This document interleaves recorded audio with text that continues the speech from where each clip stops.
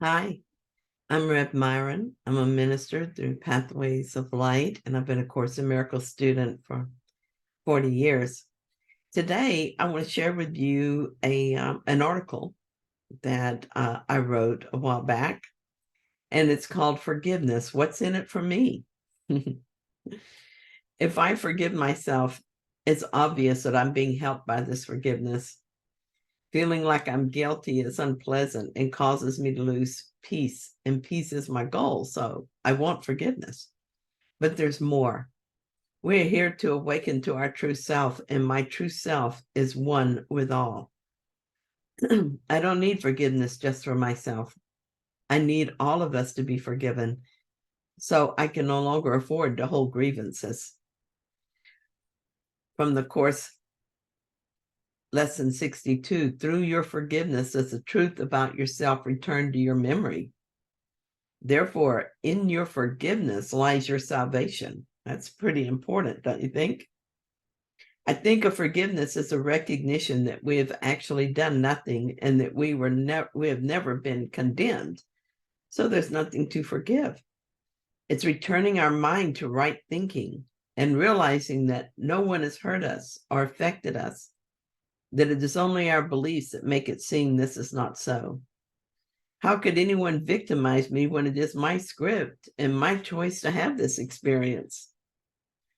I also think of forgiveness as undoing. For instance, I forgive the idea that I could ever be separate from anything, and that it is an undoing of that belief. As I forgive the world I see and experience, it's undone in my mind, and the darkness is replaced by light, and the memory of who I am returns to me. The idea that I am a separate person with an identity different from any other, and that I am separate from my creator, is what I'm forgiving. It is an illusion, something that could never happen. But because we've made up a story of separation, it feels like an attack on creation and on its creator. This causes me to feel guilt and to be afraid of salvation. Forgiveness dispels this belief, and with it, the guilt and fear. It is undone, and I remember the truth. Now the illusion seems ridiculous. How could we ever have believed in the fantasy that we could make ourselves something we are not? I wonder if the apple tree longs to be a cherry tree. Would it strive to turn its back on reality and try to produce cherries? What a silly dream that would be, and how impossible to accomplish. And this is what we try to do when we dream of being separate and less than a perfect part of God. When I fail to forgive, I suffer. It doesn't matter who I think is guilty, I suffer. I became frustrated with Lowe's this morning because for 2 days they had transferred me from one person to another and have failed to get me to a person who can help me. In my frustration, I snapped at the last person I spoke to, telling her that I was ready to give up on Lowe's and to call Home Depot instead, because I was tired of getting transferred to people who could not help me. She offered to get me to the right person and did so right away. As soon as I expressed my frustration to her, I felt weak and fatigued. It was simple fear that I was helpless in this situation. I forgave it as soon as I heard the anger in my voice, and my mind returned to peace and the fear was gone. No matter who I forgive, I experience the effects of forgiveness, which are peace and happiness. In Lesson 63, Jesus tells us this: how holy are you who have the power to bring peace to every mind? Wow.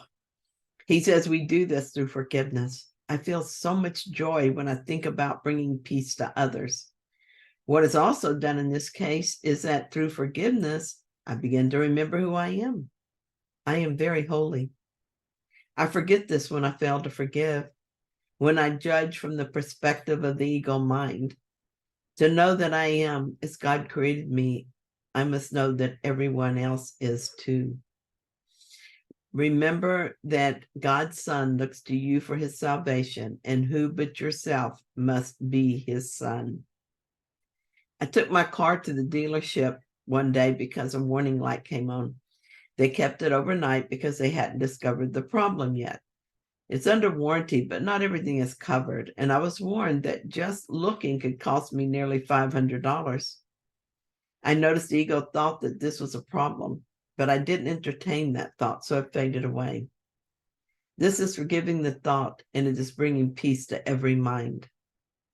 I talked to them about that, suggesting that it didn't seem right I should pay for them to figure out what was wrong since that was their job. Fixing it, yes, but paying them to discover what they needed to do seemed strange to me. But because I'd forgiven the thought that I should be worried about a potential bill of $500, I was relaxed and non-combative. They explained how this works, and they were very nice about it. And in the end, it cost me $60. A real bargain, though, was the peace of mind I received through forgiveness.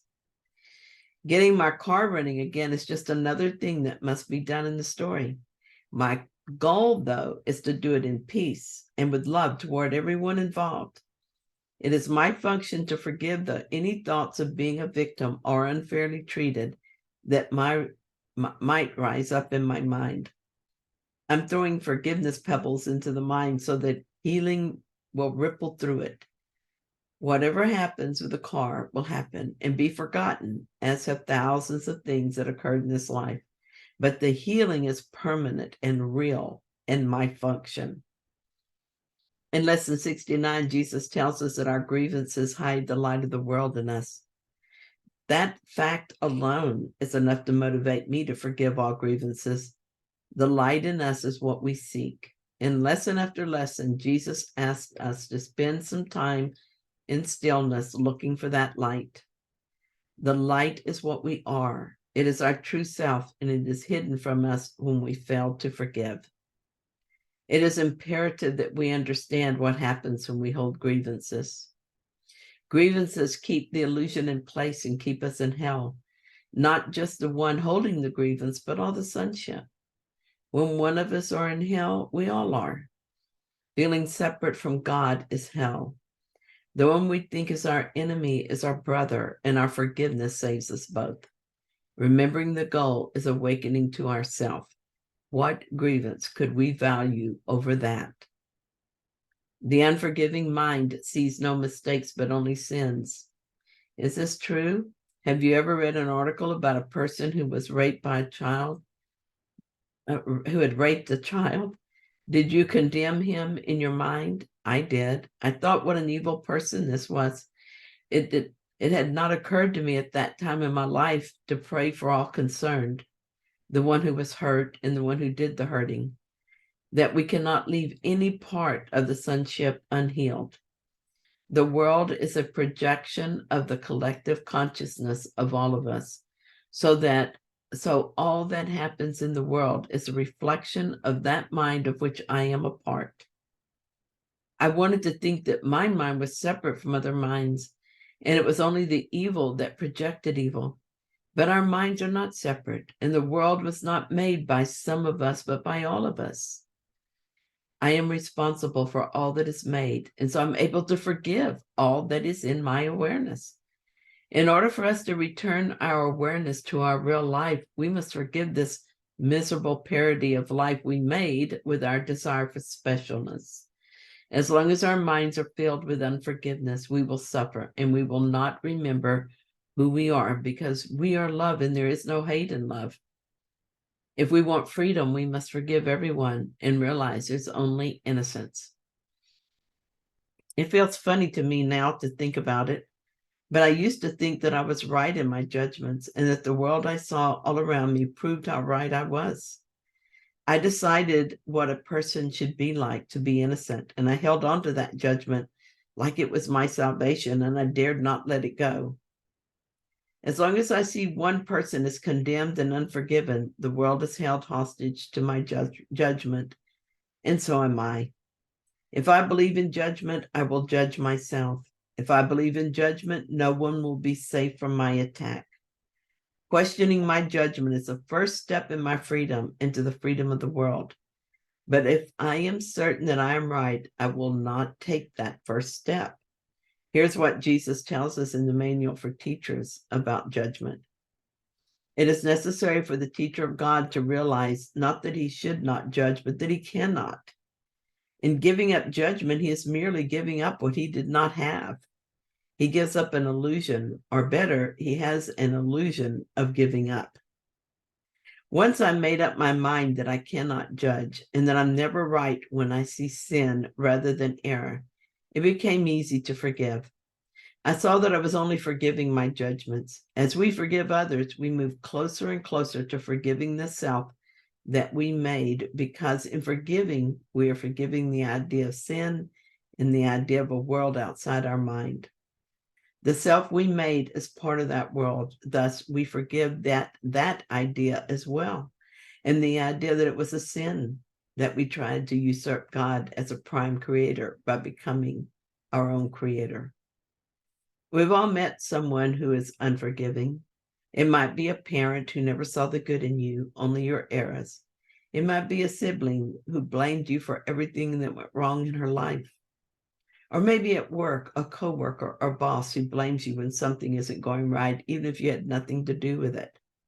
Maybe it's a friend who thinks you're guilty for not spending more time with her. They suffer from an unforgiving mind, and we are their hope. If we will forgive all their projections onto us, we teach them forgiveness and become their savior. In doing so, we teach ourselves forgiveness, and we too are saved from hell. No matter what the question, the answer is forgiveness. Looking for a second opinion will not satisfy. Salvation is now, if we so desire it. Simply forgive at every opportunity. Forgive everyone for any errors, making no exceptions. Forgive all circumstances, and let the mind be healed of the belief that there is sometimes justification for not doing so.